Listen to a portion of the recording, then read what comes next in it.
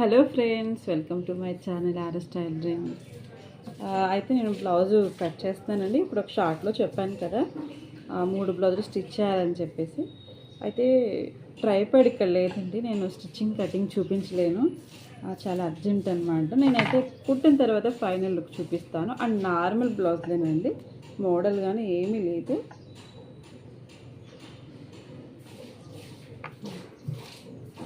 అయితే ఫ్రెండ్స్, నేను మీకు ఏం చెప్పాలి అనుకుంటున్నానంటే, రాత్రి మా అబ్బాయి చాలాసార్లు అడిగాడు అనమాట. మనసుకి ఎందుకో ఏం చేయాలో అర్థం కాక అలా ఉన్నాను. సరే, మీతో కూడా ఒకసారి షేర్ చేసుకుందాం. చాలామంది నాకు సబ్స్క్రైబర్స్ లేకపోవచ్చు, కొంతమందినా సరే నన్ను అభిమానించే వాళ్ళు ఉన్నారని నేను అనుకుంటున్నాను.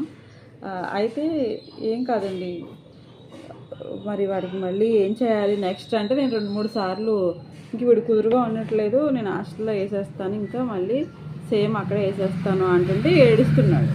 అమ్మా వద్దమ్మా, హాస్టల్లో వేయొద్దు అంటున్నాడు. ఏం చేయాలో అర్థం కావట్లేదు. అంటే 3 ఇయర్స్ 8th, 9th, 10th అక్కడే ఉంటాడులే అని చెప్పేసి నేను 8th వేసాను అనమాట. కాస్త అమౌంట్ కూడా కట్టి ఇవ్వాల్సి వచ్చింది. 3 ఇయర్స్కి ఒకసారి కట్టించుకున్నారు.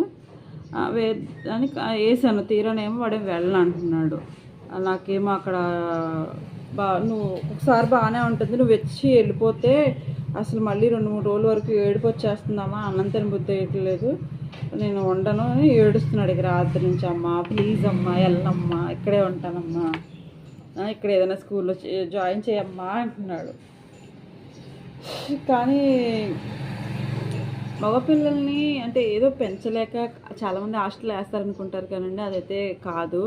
ఏంటంటే కొంతమంది పిల్లలు కుదురుగా ఉంటారని చెప్పేసి వేస్తారు హాస్టల్లో. యాక్చువల్గా నేనైతే షాప్కి పిల్లలకి క్యారీ చేయలేకపోతున్నానని చెప్పేసి వేసానండి.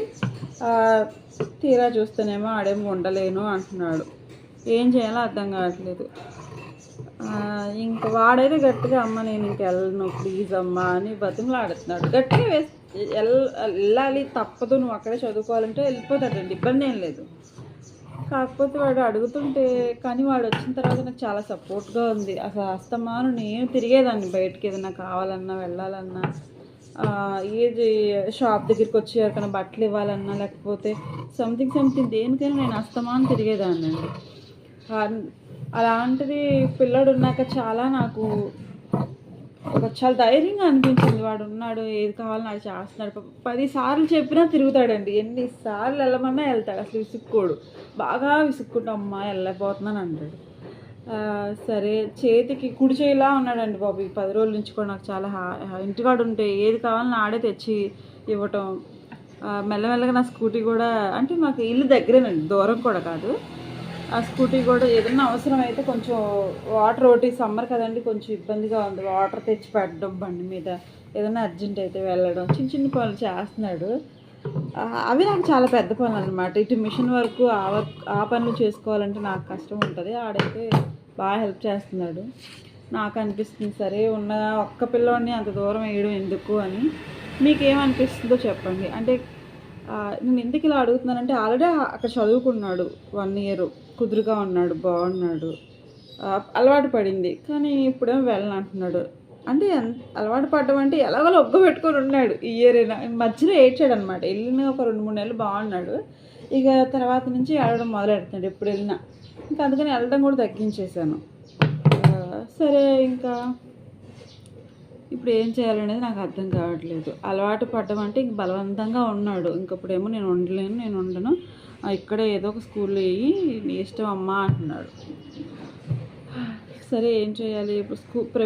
గవర్నమెంట్ స్కూల్ ఉందండి ఇక్కడ మా ఇంటి దగ్గరలోనే గవర్నమెంట్ స్కూల్ ఉంది.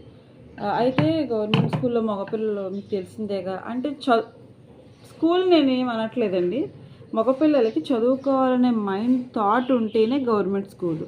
వాళ్ళకి చదువుకోవాలని థాట్ లేక కొంచెం ఆటల మీద ఉన్నారనుకోండి, గవర్నమెంట్ స్కూల్ వేస్తే ఇంకా గాలి అయిపోవడం అంటారు కదా, అలా అయిపోతారు. తెలిసిన పిల్లలు కదా అని చెప్పి నేను లాస్ట్ ఇయర్ హాస్టల్ వేసాను అనమాట.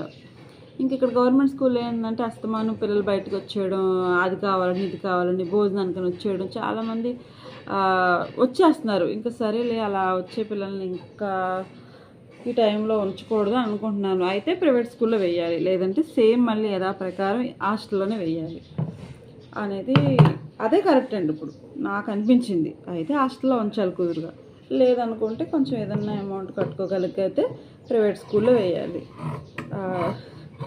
ఏదో చిన్న ఓపు ఏంటంటే, సరే యూట్యూబ్ కూడా పెట్టాను, ఈరోజు కాకపోతే వాడికి ఏదో ఒక రోజు కొంచెం అమౌంట్ సపోర్ట్ ఉంటుంది. మళ్ళీ వాడిని అక్కడ వేసేసి సంవత్సరం వరకు తీసుకురావడం కుదరదు. ఏం చేయను, ఇక్కడే వేస్తే పోనీ ఒక 6 నెలలు 4 నెలలు కొంచెం ఏదైనా యూట్యూబ్ నుంచి ఏదైనా కొంచెం సపోర్ట్ వచ్చినా వాడిని ఇక్కడ చదివించుకోవచ్చు. అంటే కొంచెం చదివించలేకెళ్ళండి, 2 పిల్లల్ని ప్రైవేట్ స్కూల్లో చదివించాలంటే కష్టం అని చెప్పేసి అమ్మాయిని అయితే గవర్నమెంట్ స్కూల్లో వేసాను, వాడిని అయితే అక్కడ గవర్నమెంట్ హాస్టల్లోనే వేసానండి. సరే ఇంకేం చేయాలని అర్థం కావట్లేదు. ఒకవేళ ఇరుక్కుపోతానేమో అని భయం అనమాట. ఆ అమ్మ వాళ్ళు అక్కలు అంటున్నారనమాట, వద్దు నువ్వు అంతా చేయలేవు, మళ్ళీ వేసిన తర్వాత ఇబ్బంది పడిపోతావు, ఇప్పటికే ఎక్కువ కొడుతున్నావు, ఇంకా ఇంకా కొట్టాల్సి వస్తుంది అంటున్నారు.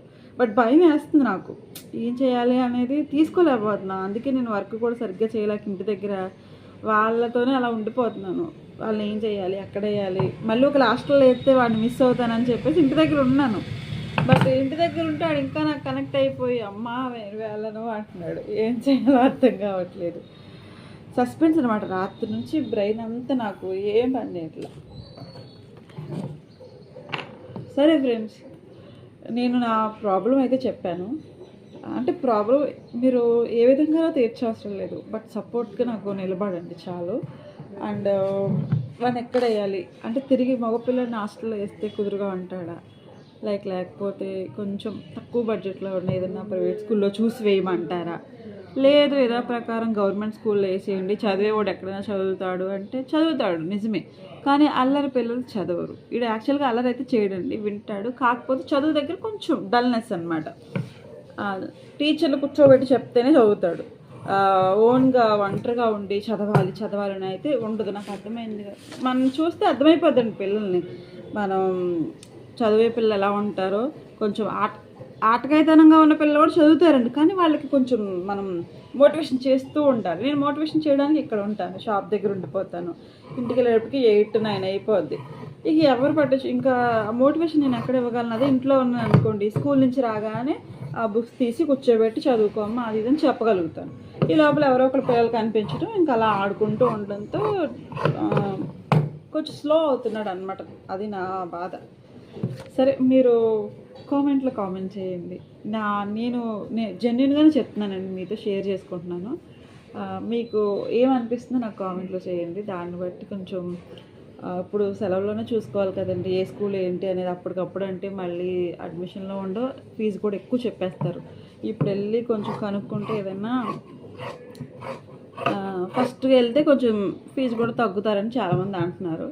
సరే, దాన్ని బట్టి మీరు కామెంట్ చేయండి, ఏంటి మా అబ్బాయిని అక్కడ వేయాలా ఇక్కడ వేయాలా అని. ఓకేనా ఫ్రెండ్స్? అలాగే అమ్మాయి కూడా కాలేజ్కి వచ్చేసింది, ఇప్పుడు 10th అయిపోయింది చెప్పాను కదా మొన్నే. ఇంకా ఆవిడని కూడా ఇక్కడ స్కూల్స్ ఉన్నాయండి, కాలేజ్ ఉన్నాయండి, పెద్ద అమౌంట్ ఏమో అవదంట, తక్కువే అవుద్దంటే. ఇంకా అమ్మాయి గురించి ఇబ్బంది లేదండి, ఏదో ఒకటి కొంచెం మనకి విద్యా దీవెనని ఏదో ఒకటి వస్తుంది కదా, సంథింగ్. ఆ అమ్మాయిని ఇంకా ఆ అమౌంట్తో అలా చదివించేయచ్చు, ప్రైవేట్ కాలేజీ అయినా. ఇంక ఈ పిల్లోనికి ఏంటి నాకు ఎక్స్ట్రా అయిపోద్దని ఆలోచిస్తున్నాను. సరే, మీరు కామెంట్ చేయండి మీకు ఏమనిపిస్తే, దాన్ని బట్టి కూడా నేను కొంచెం క్లారిటీ తీసుకుంటాను. ఓకేనా ఫ్రెండ్స్?